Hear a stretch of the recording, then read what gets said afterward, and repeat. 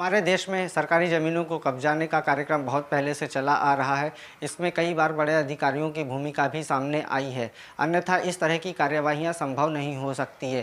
ताज़ा जानकारी के अनुसार महेश्वर बे नगर पंचायत के अधिकार क्षेत्र के अंतर्गत एक अवैध निर्माण चल रहा है, जिसकी सूचना हमें प्राप्त हुई। हमने कुछ दिन पहले ही इस खबर को प्रकाशित किया था, लेकिन इस खबर के प्रकाशित होने के बाद भी अधिकारियों के कान में जू नहीं रेंगी। अभी तक वह जागे नहीं है और अवैध निर्माण को और तेज़ी से करवाया जा रहा है।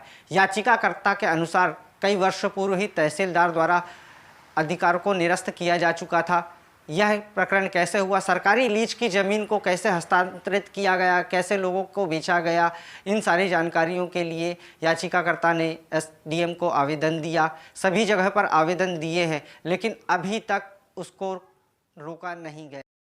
कार्यवाही न होने पर याचिकाकर्ता द्वारा फिर से आवेदन दिया गया है। देखिए याचिकाकर्ता की रिपोर्ट। कार्यालय में आज किस चीज़ को लेकर आपके द्वारा तहसीलदार महोदय को ज्ञापन दिया गया?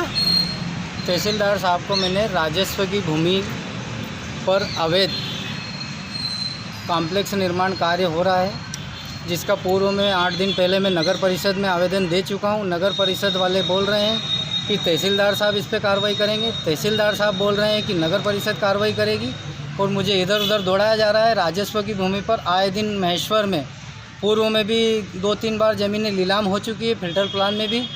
तो इस प्रकार से मुझे दौड़ाया जा रहा है और कोई कार्रवाई नहीं कर रहे हैं। सीओमओ साहब ने आपको क्या आश्वासन दिया है? सीएमओ साहब ने कहा है कि हम हमारे हिसाब से देख लेंगे, बाकी कोई संतुष्टजनक जवाब नहीं दिया गया है और कार्य निरंतर चल रहा है, जो कि राजस्व की भूमि है। क्या नाम लिखते हैं आप? राजेश बाबूलाल केवट।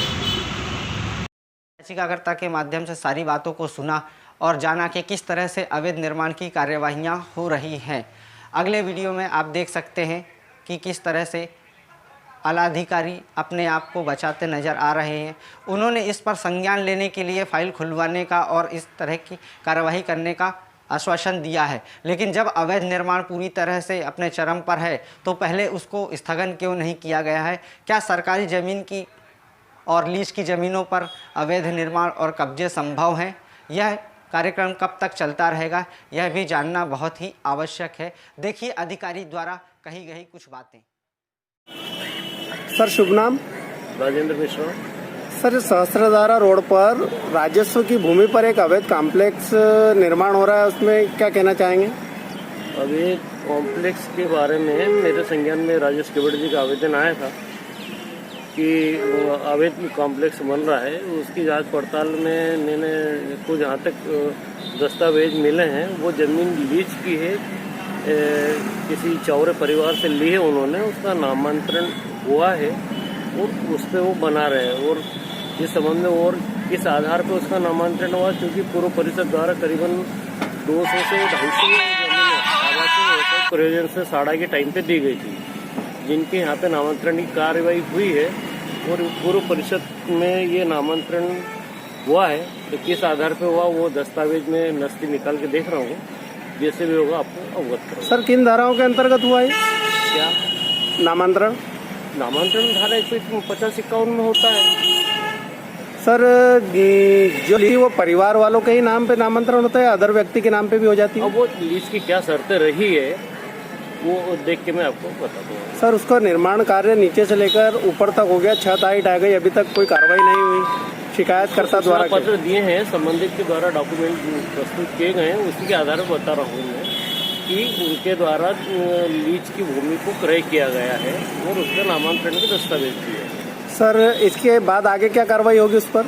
इसके बाद में जिला प्रशासन जैसा भी आदेश करेगा कि और लोगों के इस तरह के अगर हुए तो फिर हमको कार्रवाई बिल्कुल जो नियम अनुसार कार्रवाई अवैध निर्माण की कार्रवाई करेंगे। डी न्यूज़ के द्वारा सारे घटनाक्रमों को आपके सामने लाया गया है।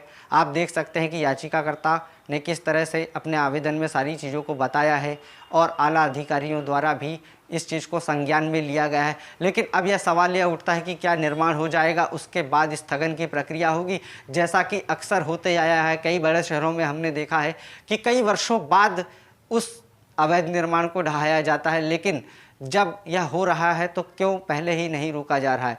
इसकी वजह याचिकाकर्ता के अनुसार यह है कि इसमें कई नगर परिषद के अधिकारियों की मिलीभगत है, क्योंकि उनके खुद के रिश्तेदार ही अध्यक्ष पदों पर बैठे हुए हैं। अब प्रशासन से यही उम्मीद की जा रही है कि जल्द से जल्द इस पर कार्यवाही की जाए, अन्यथा बहुत देर हो चुकी होगी।